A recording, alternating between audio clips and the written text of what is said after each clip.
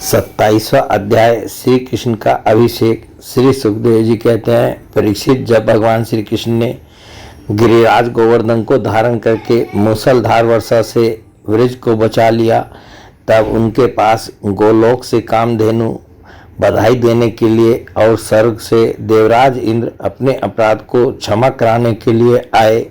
भगवान का तिरस्कार करने के कारण इंद्र बहुत ही लज्जित थे, इसलिए उन्होंने एकांत स्थान में भगवान के पास जाकर अपने सूर्य के समान तेजस्वी मुकुट से उनके चरणों का स्पर्श किया। परम तेजस्वी भगवान श्री कृष्ण का प्रभाव देख सुनकर इंद्र का यह घमंड जाता रहा कि मैं ही तीनों लोकों का स्वामी हूँ। अब उन्होंने हाथ जोड़कर उनकी स्तुति की। इंद्र ने कहा, भगवान, आपका स्वरूप परम शांत, ज्ञान में रजोगुण तथा तमोगुण से रहित एवं विशुद्ध अप्राकृत सत्वमय है। यह गुणों के प्रवाह रूप से प्रतीत होने वाला प्रपंच केवल माया में है, क्योंकि आपका स्वरूप न जानने के कारण ही आप में इसकी प्रतीति होती है। जब आपका संबंध अज्ञान और उसके कारण प्रतीत होने वाले देहादि से है ही नहीं, फिर उन देह आदि की प्राप्ति के कारण तथा उन्हीं से होने वाले लोभ, क्रोध आदि दोष तो आप में हो ही कैसे सकते हैं। पर वो इन दोषों का होना तो अज्ञान का लक्षण है। इस प्रकार यद्यपि अज्ञान और उससे होने वाले जगत से आपका कोई संबंध नहीं है, फिर भी धर्म की रक्षा और दुष्टों का दमन करने के लिए आप अवतार ग्रहण करते हैं और निग्रह अनुग्रह भी करते हैं। आप जगत के पिता, गुरु और स्वामी हैं। आप जगत का नियंत्रण करने के लिए दंड धारण किए हुए दुस्तर काल है। आप अपने भक्तों की लालसा पूर्ण करने के लिए स्वच्छंदता से लीला शरीर प्रकट करते हैं, और जो लोग हमारी तरह अपने को ईश्वर मान बैठते हैं, उनका मान मर्दन करते हुए अनेकों प्रकार की लीलाएं करते हैं। पर वो जो मेरे जैसे अज्ञानी और अपने को जगत का ईश्वर मानने वाले हैं, वे जब देखते हैं कि बड़े बड़े भय के अवसरों पर भी आप निर्भय रहते हैं, तब वे अपना घमंड छोड़ देते हैं और गर्व रहित होकर संत पुरुषों के द्वारा सेवित भक्ति मार्ग का आश्रय लेकर आपका भजन करते हैं।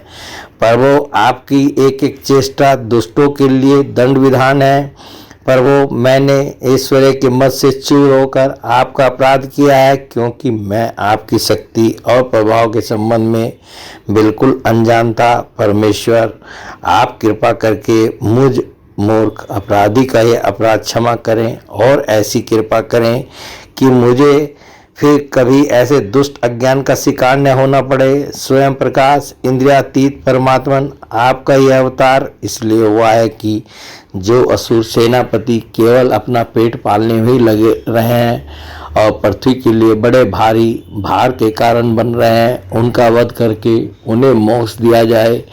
और जो आपके चरणों के सेवक हैं, आज्ञाकारी भक्तजन हैं, उनका अभ्युदय हो, उनकी रक्षा हो। भगवान, मैं आपको नमस्कार करता हूँ। आप सर्वंतर्यामी पुरुषोत्तम तथा सर्वात्मा वासुदेव हैं। आप यदुवंशियों के एकमात्र स्वामी, भक्तवत्सल एवं सबके चित्त को आकर्षित करने वाले हैं।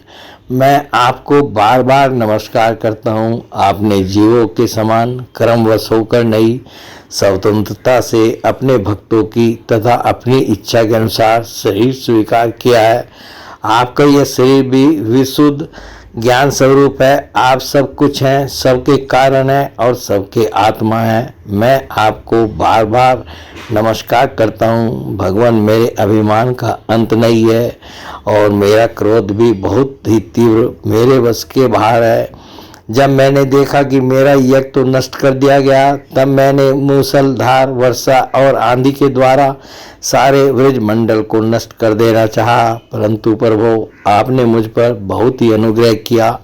मेरी चेष्टा व्यर्थ होने से मेरे घमंड की जड़ उखड़ गई। आप मेरे स्वामी हैं, गुरु हैं और मेरे आत्मा हैं। मैं आपकी शरण में हूँ। श्री सुखदेव जी कहते हैं, परीक्षित, जब देवराज इंद्र ने भगवान श्री कृष्ण की इस प्रकार स्तुति की, तब उन्होंने हंसते हुए मेघ के समान गंभीर वाणी से इंद्र को संबोधन करके कहा। श्री भगवान ने कहा, इंद्र, तुम ऐश्वर्य और धन संपत्ति के मद से पूरे पूरे मत वाले हो रहे थे, इसलिए तुम पर अनुग्रह करके ही मैंने तुम्हारा यज्ञ भंग किया है। यह इसलिए कि अब तुम मुझे नित्य निरंतर स्मरण रख सको। जो ऐश्वर्य और धन संपत्ति के मद से अंधा हो जाता है, वह यह नहीं देखता कि मैं काल रूप परमेश्वर हाथ में दंड लेकर उसके सिर पर सवार हूँ। मैं जिस पर अनुग्रह करना चाहता हूँ उसे ऐश्वर्य भ्रष्ट कर देता हूँ। इंद्र, तुम्हारा मंगल हो। अब तुम अपनी राजधानी अमरावती में जाओ और मेरी आज्ञा का पालन करो। अब कभी घमंड न करना, नित्य निरंतर मेरी सन्निधि का, मेरे संयोग का अनुभव करते रहना और अपने अधिकार के अनुसार उचित रीति से मर्यादा का पालन करना। परीक्षित, भगवान इस प्रकार आज्ञा दे ही रहे थे कि मनस्विनी कामधेनु ने अपनी संतानों के साथ गोवेशधारी परमेश्वर श्री कृष्ण की वंदना की और उनको संबोधित करके कहा। कामधेनु ने कहा, सच्चिदानंद स्वरूप श्री कृष्ण, आप महायोगी योगेश्वर हैं। आप स्वयं विश्व हैं, विश्व के परम कारण हैं। अच्युत हे संपूर्ण विश्व के स्वामी, आपको अपने रक्षक के रूप में प्राप्त कर हम सनात हो गई। आप जगत के स्वामी हैं, परंतु हमारे तो परम पूजनीय आराध्य देवी हैं। प्रभो, इंद्र त्रिलोकी के इंद्र हुआ करें, परंतु हमारे इंद्र तो आप ही हैं। अतः आप ही गौ, ब्राह्मण, देवता और साधुजनों की रक्षा के लिए हमारे इंद्र बन जाइए। हम गौवें ब्रह्मा जी की प्रेरणा से आपको अपना इंद्र मानकर अभिषेक करेंगी। विश्वात्मन, आपने पृथ्वी का भार उतारने के लिए ही अवतार धारण किया है। श्री सुखदेव जी कहते हैं, परीक्षित, भगवान श्री कृष्ण से ऐसा कहकर कामधेनु ने अपने दूत से और देव माता की प्रेरणा से देवराज इंद्र ने इरावत की सूंड के द्वारा लाए हुए आकाश गंगा के जल से देव ऋषियों के साथ यदुनाथ श्री कृष्ण का अभिषेक किया और उन्हें गोविंद नाम से संबोधित किया। उस समय वहाँ नारद, तुम्बुरु आदि गंधर्व, विद्याधर, सिद्ध और चारण पहले से ही आ गए थे। वे समस्त संसार के पाप ताप को मिटा देने वाले भगवान के लोग मलाप है यश का गान करने लगे और अप्सराएं आनंद से भरकर नृत्य करने लगी। मुख्य देवता भगवान की स्तुति करके उन पर नंदन वन के दिव्य पुष्पों की वर्षा करने लगे। तीनों लोकों में परमानंद की बाढ़ आ गई और गौओं के स्तनों से आप ही आप इतना दूध गिरा कि पृथ्वी गीली हो गई। नदियों में विविध रसों की बाढ़ आ गई, वृक्षों से मधुधारा बहने लगी। बिना जोते बोए पृथ्वी में अनेकों प्रकार की औषधियां, अन्न पैदा हो गए।